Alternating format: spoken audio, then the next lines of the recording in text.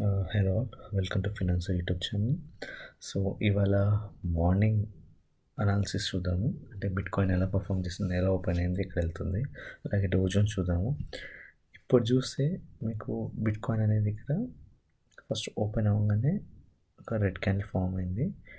Red candle form అయ్యి green, red, generally ఇక్కడ నుంచి బ్రేక్ అయ్యి పైకి వెళ్ళి మళ్ళీ కింద పట్టది. ఓకే, మళ్ళీ రివర్స్ పైకి వెళ్ళింది. ఓకే, ఇప్పుడు ఒక అనాలిసిస్ చూద్దాము.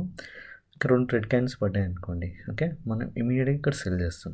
ఓకే, మనం చేసే ట్రేడ్ ఇక్కడ సెల్ ట్రేడ్ చేసినాక మళ్ళీ ఇక్కడికి వెళ్ళి రివర్స్ కిందికి వస్తుంది. మనకు తెలుసు రివర్స్ వస్తుంది. కానీ ఇక్కడ లెవెల్ ఉంది, ఇది ఇక్కడ నుంచి రివర్స్ అవ్వాల్సిందే.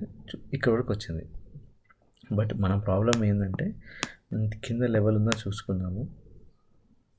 కింద చాలా కింద ఉంది ఒక లెవెల్, చూసారు కదా. సో ఈ లెవెల్ వరకు రీచ్ కావాలి, అంత ఈజీ కాదు. బట్ ఇక్కడ మనం సెల్ చేస్తుంటే ఇక్కడ ఎంతో కొంత ప్రాఫిట్ వచ్చేది.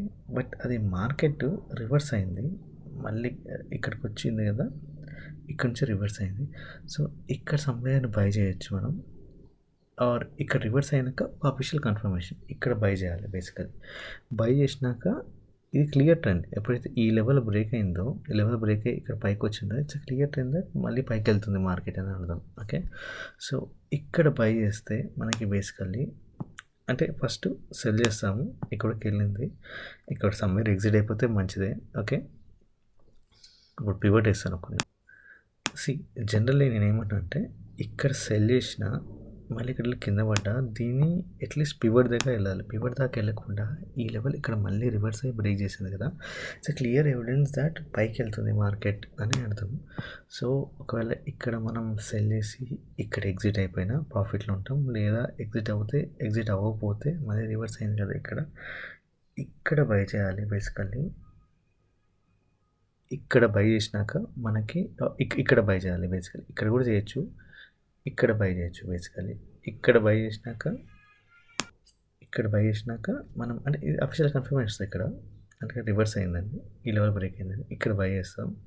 బై చేస్తే మన నెక్స్ట్ టార్గెట్ వచ్చేసరికి బ్లూ లైన్. పేషెన్స్గా వెయిట్ చేయాలి. మనకి లేదు రివర్స్ అయ్యి మళ్ళీ ఇక్కడికి వచ్చిందంటే ఎగ్జిట్ అయిపోవచ్చు, లాస్ అంటే. ఓకే, సో బేసికలీ ఇక్కడ సెల్ చేస్తాం, ఇక్కడ వరకు వస్తుంది, ఎగ్జిట్ అయిపోతే మంచిది ముందే తెలుసుకొని షార్ట్ ట్రేడ్ తీసుకుంటే. లేదు ఇంకా మనం పేషెన్స్గా ఈ పివట్ లెవెల్ వరకు వస్తుంది అనుకుంటే, రాలేదు మళ్ళీ రివర్స్ అయ్యి పైకి వెళ్ళింది, ఈ లెవెల్ బ్రేక్ అయింది, ఇక్కడ మళ్ళీ బై చేస్తాము. అంటే లాస్ వస్తుంది మళ్ళీ ఎగ్జిట్ అవ్వకపోతే. ఇక్కడ బై చేస్తాం, ఇక్కడ బై చేసినాక మనం నెక్స్ట్ టార్గెట్ అనేది పేషెన్స్గా వెయిట్ చేయాలి. ఇక్కడ టెస్ట్ చేస్తాం మనం. ఓకే, సిమిలర్లీ డౌ జోన్స్ చూద్దాం మనం.